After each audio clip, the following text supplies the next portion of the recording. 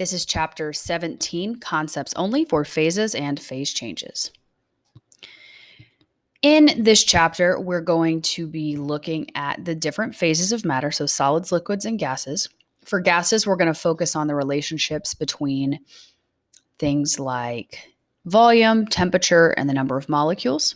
We'll be looking at pressure as well. And then we'll move on and look at kinetic energy and how the kinetic energy of a gas is related to its temperature.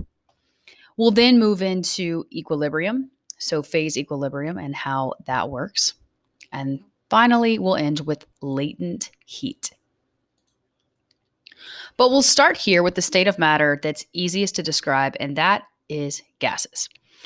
Those are gases. So an ideal gas, and that's a term you will hear a lot, is one where the gas is diluted enough and at a high enough temperature that molecular interactions can just be ignored. So why is this state of matter so easy to describe? It's because ideal gases, for the most part, all behave in the same way. So they're very predictable, regardless of the type of gas we're working with. This was mentioned in the last chapter, the relationship between pressure and volume, but I'm going to go ahead and mention it here again. So when we keep a gas at a constant volume, the pressure and the temperature have a direct relationship. As one is increasing, so is the other. And we can actually find that here, the pressure is equal to some constant multiplied by the temperature. And this is just an image of a way that we could do that. We could measure how high this mercury rises in the tube, and that would be dependent on the pressure of this gas, which is dependent on the temperature of the gas.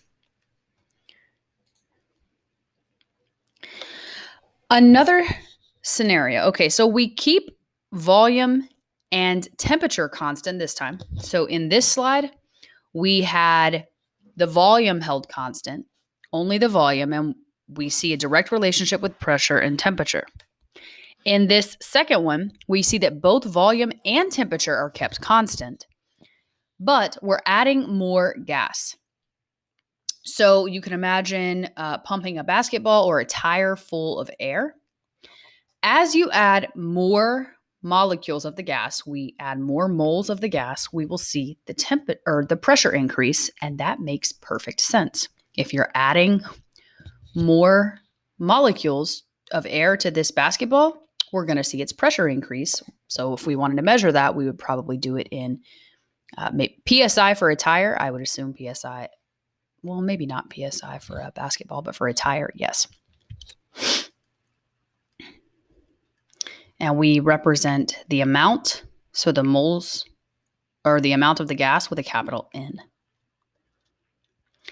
Now, finally, in this case, we're going to keep just temperature constant. When temperature is held constant, and we're looking at the relationship between volume and pressure, we see that it has an inverse relationship. So as the volume is decreasing, the pressure is increasing, which might make sense to you. Hopefully it does. But if we put something like a marshmallow, which has a lot of air in it, inside of a vacuum chamber, we would actually see the marshmallow increase in size because we're decreasing the pressure within that chamber. We're removing the air pressure from on top of the marshmallow, which will allow it to expand.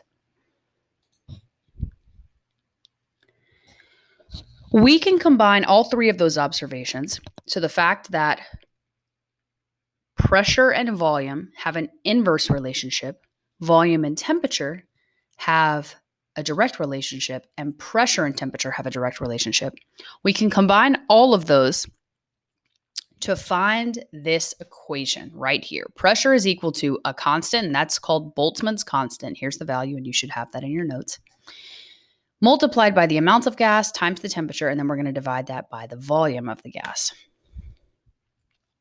If we rearrange that equation, we now have an equation of state for an ideal gas. And this should look pretty familiar to you. It should look a lot like the ideal gas law, and that's something that is generally talked about in chemistry.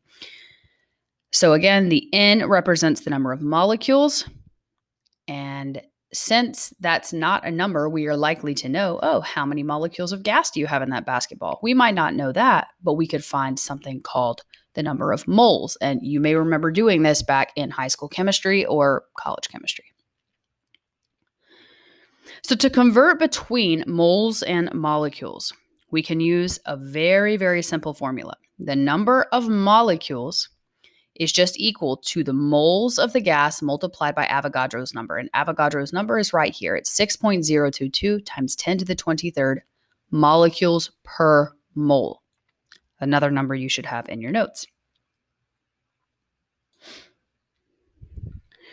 We can combine our two constants, so Avogadro's number and Boltzmann's constant, and the resulting number is known as the ideal gas constant. So the gas constant, and that is represented with a capital R. And it has units of joules per mole Kelvin. And you'll notice here that the temperature is in Kelvin, so that will be very important when we're doing calculations to make sure all our temperatures are in Kelvin if we're using the R value. And if we go back to the equation of state, so if we go back here to this equation of state, we can now replace the NK with R, and we can now find that PV is equal to nRT, which is the ideal gas equation that you should be a lot more familiar with. An atomic or molecular mass, so an atomic mass would just be the mass of a bunch of atoms that are all the same, like helium or copper, and molecular would be the mass of a molecule. It's just the mass of either a single mole of that atom or a single mole of that molecule. So whatever the substance is. For example, helium, it has a mass of 4 grams for every mole of helium. And remember, a mole is 6.022 times 10 to the 23rd atoms of helium. So if we need the mass of a single individual atom of helium, this is how we would find it. We would take our atomic mass, which is this capital M, and divide it by Avogadro's number to find the mass of one individual atom of helium. I briefly mentioned earlier the relationship between pressure and volume. So I'm going to add a little more detail now. There is a little bit of a more complicated formula that we'll use. Yes, there's a formula. Of course there is. And it relates these two variables. So it's known as Boyle's law. And we can use the pressure-volume relationship, so we see it graphed here, the pressure-volume relationship, to create a very useful curve. And this curve, these curves, represent how pressure and volume vary when temperature is held constant. And this would be incredibly valuable to somebody designing engineering equipment or systems which are going to allow fluids to flow through them, which happens in all of industry. And the equation here is the initial pressure times the initial volume equals the final pressure times the final volume. And this is when the molecules and the temperature are fixed. They are not changing. Next up is Charles' law, and that is the law that relates volume and temperature together. And we can see that formula right here. Initial and volume and temperature are on the left, and final volume and temperature are on the right. Note that this formula is only true when pressure is kept constant. So pressure and the number of molecules must be kept constant. And we can see here on this graph of volume versus temperature that there is a direct relationship as we see the slope increasing constantly. Okay, take a look at the balloon in this image.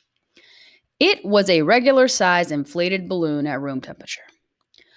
But when we cooled it down with liquid nitrogen, we saw a very large decrease in the volume of the balloon.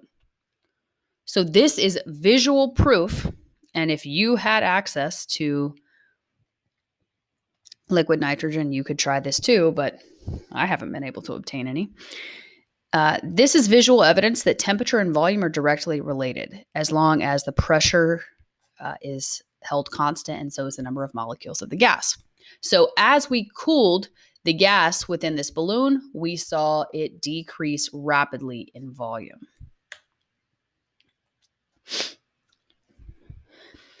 Okay, so when we look at the relationship between all of these variables, pressure, volume, temperature, that's what's happening on well, I guess it could be both on a microscopic and macroscopic level. But we need to actually relate those macroscopic variables, so the things we can measure, pressure, volume, temperature, back to the microscopic gas particles. The kinetic theory of gases does that. And this theory assumes a few things. Number one, that when we have molecules inside of a container, we treat each individual particle as an individual entity. Okay, number two, molecules move about completely randomly, but they're always going to obey Newton's laws. And number three, any collisions between the molecules and between the container walls and the molecules will be perfectly elastic. So we assume that no energy is being lost. Well, no large enough amount of energy is being lost, not that's going to affect our calculations in a significant way.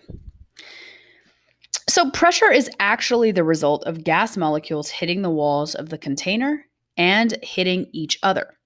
And that pressure is dependent upon both the mass and the speed of the molecules and also on the size of the container. So we can see that relationship here in this formula, and we see things suddenly getting a little more complicated. It really isn't.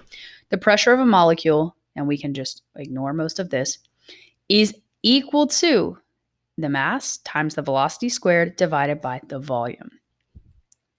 So that's the important takeaway from this, is this end portion.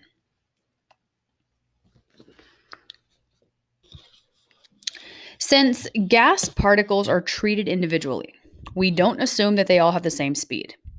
In fact, we're going to estimate the speeds of gas molecules on a Maxwell distribution like the one shown here. So we see here that this is done as a probability versus speed, we don't just assume that all the molecules are at the same speed.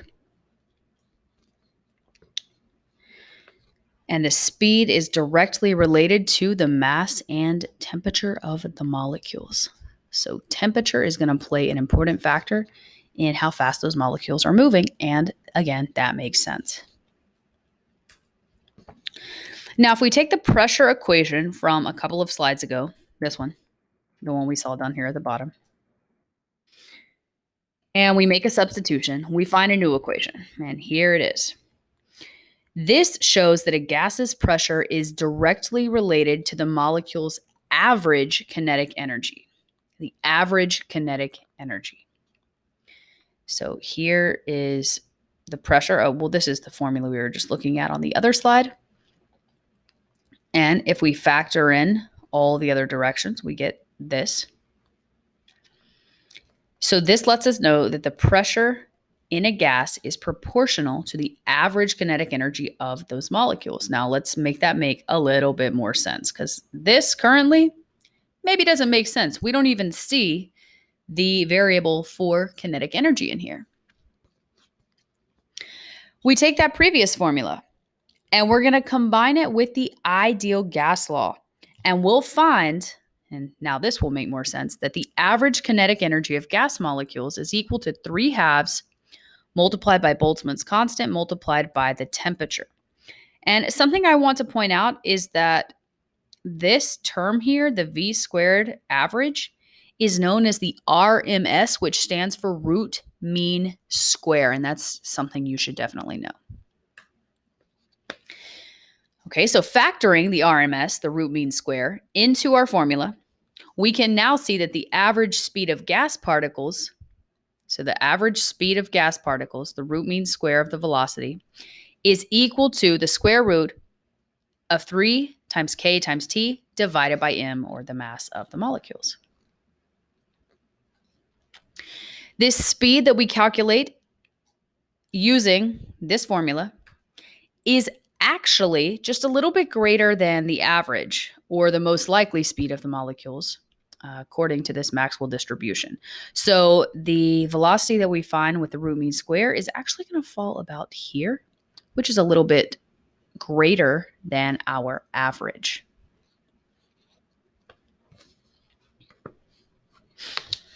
Okay, so I've discussed the kinetic energy, but I also need to do the same for the internal energy of a single atom of a gas.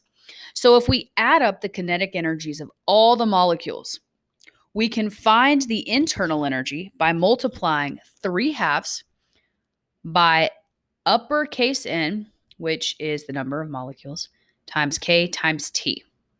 But this is only true for monatomic gases. Monatomic gases means single atom gases. They're not made up of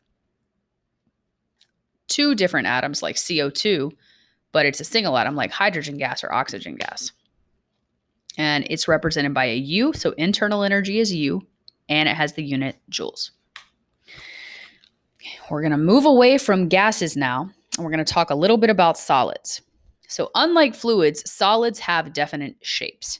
And we all know that these solids can change shapes if we do things to them, like pull on them or stretch them or try to break them. So in this image, we see we're stretching a pipe. Okay. So when we stretch from one end, just one end of a pipe, we can determine the amount that that pipe was stretched, and we can do that here. So this is only if we're stretching from one end of a solid object, probably a cylindrical object. This Y here is the only new term. So this is the change in length. This is the initial length. This is the area. But Y is something called Young's modulus, and we can just look that up in a table. So here's an example of some Young's modulus values. Again, very important for engineering. In the previous example, so for that previous formula, only one side of the solid was being stretched. Now, in this one, we call this a shear deformation. So we have an object and it's being stretched in two different directions. So for example, this book, we see it being stretched in the left direction and in the right direction. So again, this is called shear deformation. And we don't use the same formula. We need one that's just slightly different. So the formula here it doesn't have a Young's modulus. It has something called the shear modulus. Again, we just look this up in a table. Here are some values. And then we'll look at the change. So we're going to look at how much of a shift there was. So we're not necessarily changing the overall length. We're just seeing how much it was displaced, divided by the original length and multiplied by the area. So the formulas are very similar. So please be sure to make a note on your equation sheet that this is for the when an object is being pulled in two different directions. Okay, and lastly, we can compress a solid if we do so uniformly. So if we're adding pressure uniformly, we can cause a solid to decrease in size. And we can find that change in volume by using a different formula. So we're about to have a new constant. And we see here's our initial volume. We increase the pressure. Here's the final volume, but this has to be a uniform compression, not just over here on one side. To see what that change in volume would be, we need to know what the change in pressure is. And now we have something called the bulk modulus. Just look it up in a table. And we can figure out what the change in volume was if we know the initial volume of the object. Okay, stress versus strain. I'm sure these words look familiar to you. We've all experienced stress before, but in physics, stress is defined as the applied force per unit area, And that stress can cause deformations. And when some object is deformed, we refer to that deformation as strain.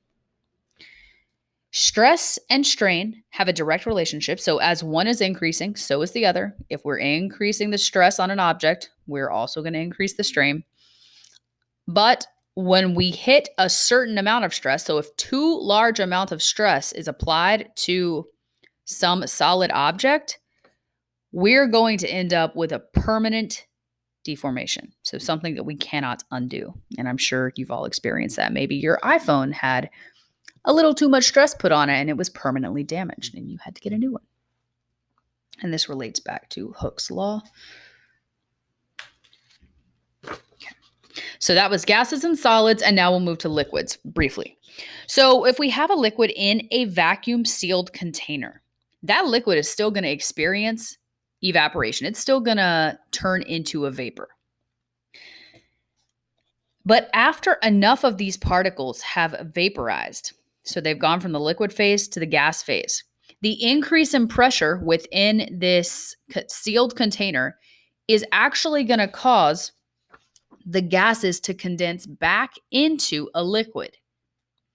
This is going to happen constantly in a sealed container.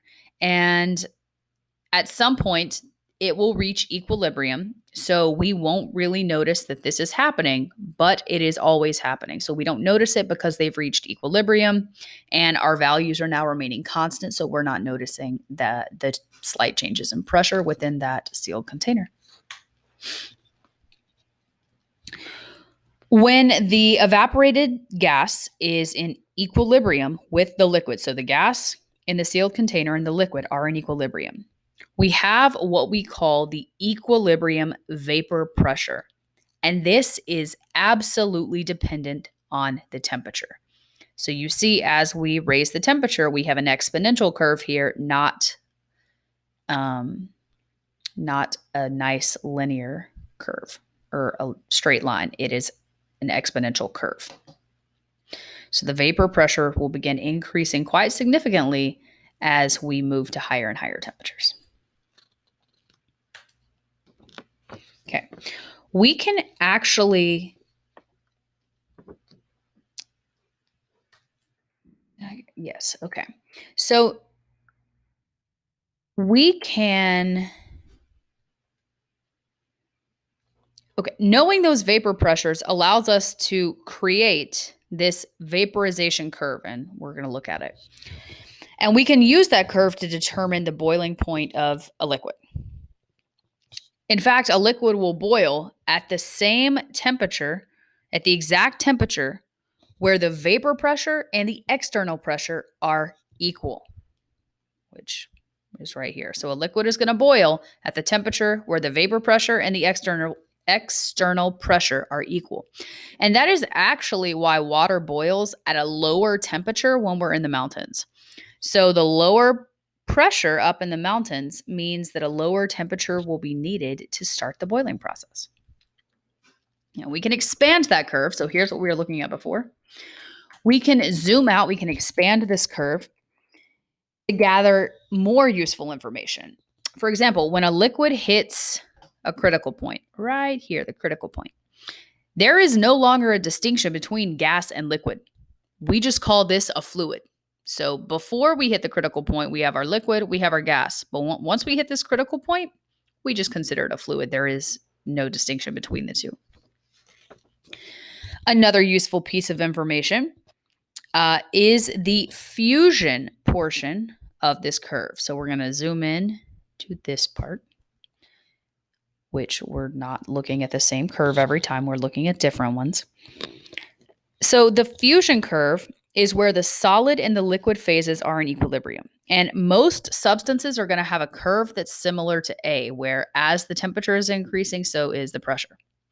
However, this curve here is for water. And you'll see that water is special. It does not have a curve that looks like A. It has its own unique curve. And that's because water has some very strange properties as it nears its freezing point. So we start to see, we don't always see that as the temperature is increasing, that the pressure is also increasing. We see very unique properties for water. And water has unique properties in general with the hydrogen bonding and the fact that the density of the solid is lower than the density of the liquid. Okay, lastly, the sublimation curve is the boundary between the gas and the solid phases. So here's the sublimation curve. And then the triple point, which is right here, the point where all three of these meet. This is where all of the phases, the solid, liquid, and gas phase, are considered to be in equilibrium. Okay, so this right here is our triple point for water.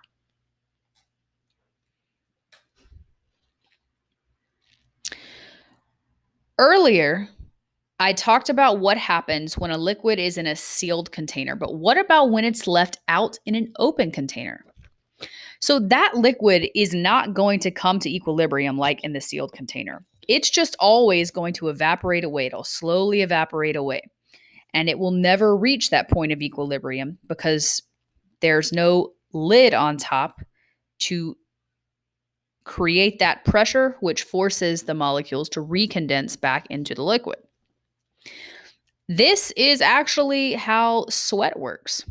So, as the sweat comes out of your body, the molecules that have the highest energy, those are the ones evaporating. And in sweat, those are the molecules which are going to carry the heat away from your body and make you feel cool. So, just an interesting fact there. Here is another Maxwell distribution, and this time it's for water. You can see here, and this one's very different because before we had a curve here and then a much smaller curve down here in the previous example. But this one for water, there's not a lot of difference between these two curves.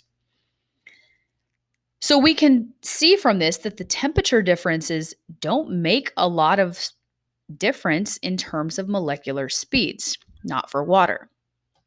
So there's almost as many water molecules evaporating at 30 degrees Celsius as there are at 100 degrees Celsius, which is very interesting to consider. In fact, that evaporation process can result in a planet losing its atmosphere because some of the molecules have enough energy to reach the speed necessary to escape the atmosphere. So we say that those molecules have reached an energy or have reached a speed that is greater than the escape velocity. And as you would expect, that process happens more quickly for lighter molecules and for smaller, well, I should say less massive planets, so planets that aren't as dense.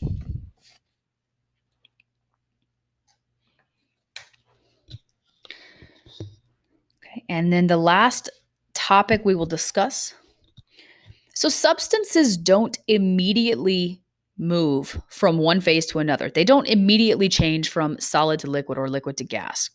When two phases exist simultaneously, and yes, that does happen, the temperature is the same regardless of the phase we are looking at.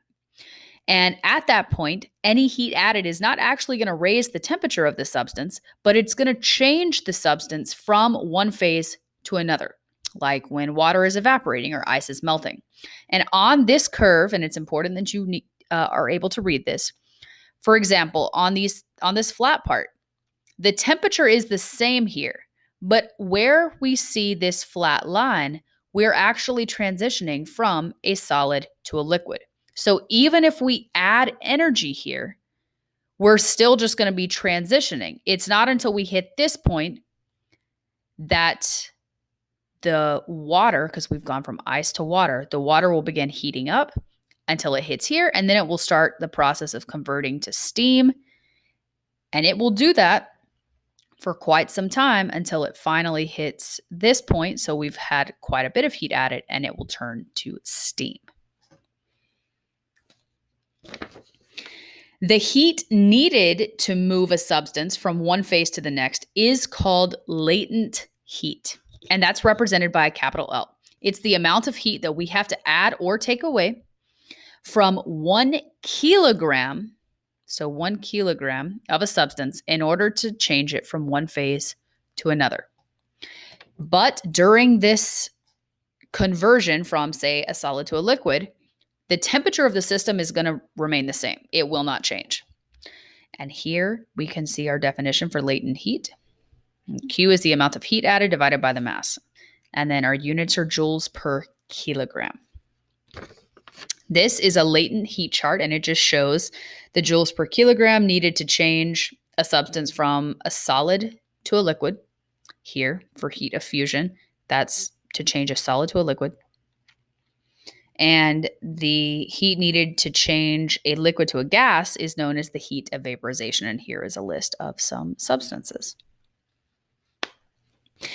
Finally, we can actually solve phase change problems in a very similar fashion to heat transfer problems.